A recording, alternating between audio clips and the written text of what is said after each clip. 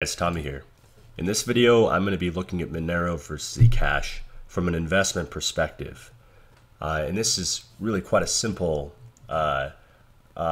topic here, or perspective. I think it's important to look at it this way. I look at a lot of things from a value investment standpoint, the economics of it. So let's take a look. So the main thing I want to point out to you guys here is Monero's inflation rate is pretty mild. It's around 15% or so a year last I calculated, where Zcash has an extremely high inflation rate. And basically what Zcash did is they followed the emission curve of Bitcoin. You know, and I can understand that they want to follow in the footsteps of a good predecessor, but just because Bitcoin did that does not mean it's the best way to do it. So let's just look at some basic math on that. And just to elaborate on that, if you guys don't know, Bitcoin actually didn't gain any value in its first year of existence. And I attribute that at large because it had an astronomical inflation rate the first year, which quickly started coming down, but nonetheless was very high. So again, let's just show you the math so you can see what I'm talking about. So I'll show you guys Monero first. Monero has a $346 million market cap right now, and the inflation rate is around 15%. That's a little over 5 million new dollars that would have to be invested in Monero per year to retain the current price. And this can be new money or retained money from the miners who choose not to sell the Monero. Divide that by 12 and we're about $4.3 million per month. So that's how much new or retained investment Monero needs to have in order to retain the value. Now looking at Zcash, we have the market cap's around 113 million, currently about $94, and coin supply is about 1.2 million. Okay, so Zcash is releasing 50 coins per block, 6 blocks per hour. Did I do that right? 5 times 6 times 24, yep, 7,200 per day. So about 2.628 million new coins per year. There's currently only 1.2 million coins in Zcash. So in a year from now, Zcash will add 2.6 million new coins. That's over 200% inflation, which is astronomical.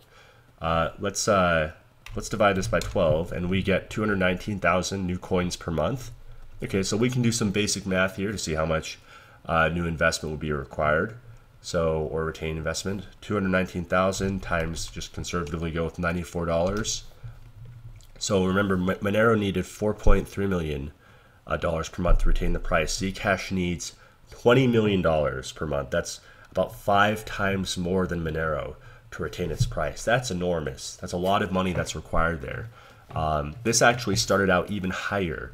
I made a video on it actually when Zcash first came out, because the inflation rate was so high. It was for this reason. You could clearly see that Zcash was going to drop in price. This is a point I want to make. I do not recommend any cryptocurrency developer to do this in the future. It's not a good way to do it, because what they did basically is they punished their initial investors. You know, anyone who just jumped on because it's a new thing, they're getting into these ridiculous high prices in the first week, and then of course over the subsequent weeks, the price just collapsed. So in about a year, Zcash will have a more modest inflation rate. The price will be more stable, but for the next year, it's going to have extremely high inflation. And again, from an investment standpoint, that's not attractive to me. So, yeah, I just wanted to point that out. I want to mention too, though, that I welcome competition in the space, because it allows us to sharpen ourselves. So, but I would say, and I'm glad to see there's so much interest in Zcash. It makes me feel good about Monero there. So that's what I want to point out to you guys from an investment standpoint. And I want to, just one thing to add there too.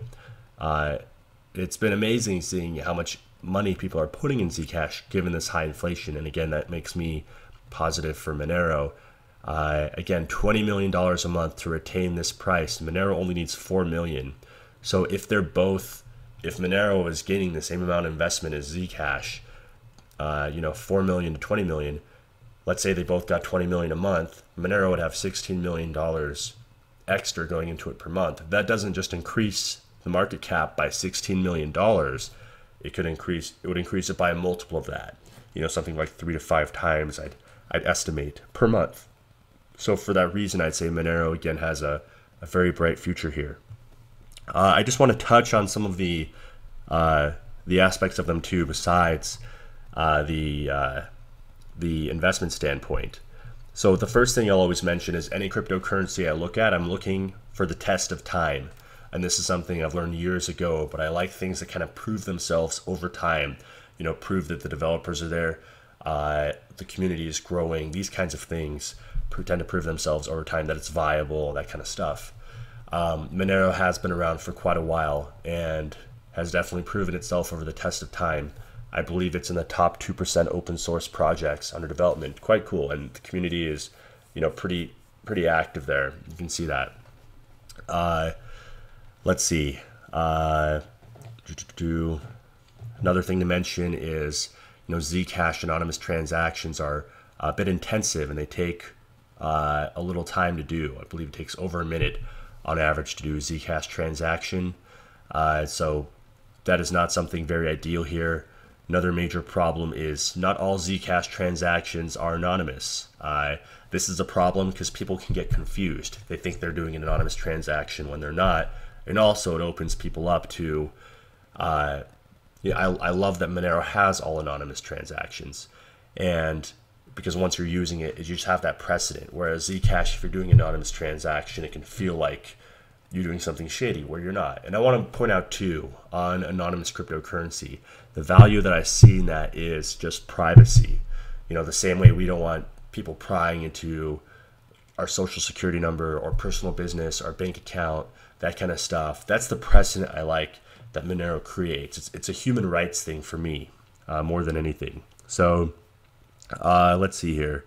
Zcash had a trusted setup, something I'm not a big fan of, and I know, you know, it's supposed to be good, but it's just it's a weak foundation. And I know I've heard that they may be able to do setups in the future that aren't trusted with that kind of technology, and I'm looking forward to that. But just as it is, that's how it is. And finally, we're not able to see all of Zcash's coin supply like we can with Monero. So that's a problem if there's a bug. There's actually a coin, Zcoin, that had that issue. But they were able to catch it because you can see the total supply. And this is anonymous, another anonymous cryptocurrency competitor. But they were able to catch that. With Zcash, we cannot catch that if there was excess coins being created. With Monero, we can.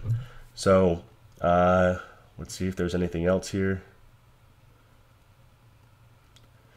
Yeah, that's about it. I would say, you know, again, in closing, I welcome competition to the space. The purpose of this video is to kind of enlighten and inform you guys. If you're looking at it from an investment standpoint, this video is not investment advice. This is just the research that I do and my perspective. So, you know, do whatever you want to do on that. So yeah, hope you guys like it. Hopefully it's informative to you guys. I just felt like I should get something out there for this. If you liked the video, hit the like button and subscribe if you haven't yet, and I'll see you guys in the next one.